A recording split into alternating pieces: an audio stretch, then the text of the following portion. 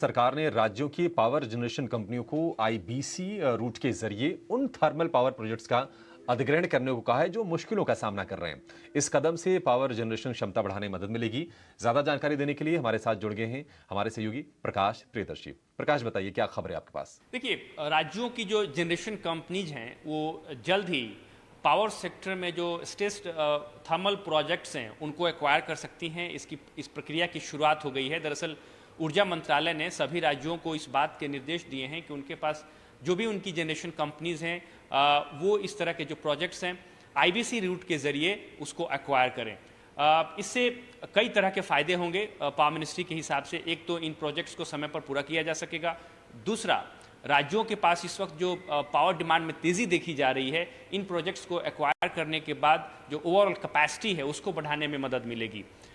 Power ministry के हिसाब से करीब 6500 मेगावाट कैपेसिटी से ज़्यादा के ऐसे प्रोजेक्ट्स हैं जो कि इस वक्त अवेलेबल हैं, जिसको कि तुरंत टेक ओवर किया जा सकता है। जो लिस्ट जारी की गई है उसके हिसाब से रतन इंडिया पावर लिमिटेड के प्रोजेक्ट्स हैं, KSK Mahanadi power corporation limited, Shri Maheshwar hydel power corporation limited के साथ साथ कई और कंपनीज हैं जिनके प्रोजेक्ट्स हैं जो कि तुरंत एक्विजिशन के लिए अवेलेबल हैं।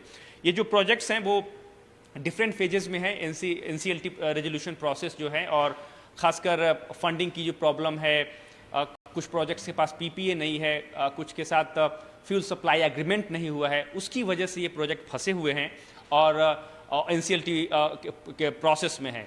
ऊर्जा मंत्रालय का ऐसा मानना है कि ये प्रोजेक्ट्स अगर जो जनरेशन कंपनीज एक्वायर करती हैं तो ये क्लीन प्रोजेक्ट्स होंगे, क्योंकि ये प्रोसेस के थ्रू जाएंगे और साथ ही साथ कोई भी अनएक्सपेक्टेड लायबिलिटी जो है वो जनरेशन कंपनीज के ऊपर नहीं आएगी, क्योंकि एक प्रक्रिया के तहत ये प्रोजेक्ट्स उनको मिलेगा।